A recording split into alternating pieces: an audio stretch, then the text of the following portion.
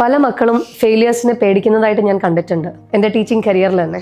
പക്ഷേ ഏറ്റവും സന്തോഷകരമായ ഒരു കാര്യം എന്താണെന്ന് വെച്ചാൽ ഏറ്റവും ഫെയിലിയർ ആണ് എന്ന് വിചാരിക്കുന്ന ആ മക്കൾ തന്നെയാണ് ഏറ്റവും കൂടുതൽ സക്സസ്ഫുൾ ആയിട്ട് കാണാൻ എനിക്ക് സാധിച്ചിട്ടുള്ളത്.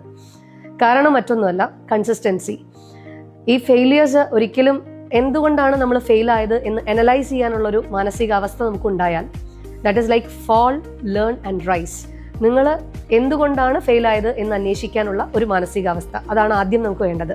അതിൽ നിന്ന് പഠിക്കുക, ലേൺ ചെയ്യുക, എന്നിട്ട് ഇംപ്രൂവ് ചെയ്യുക. Then you will be there in the success.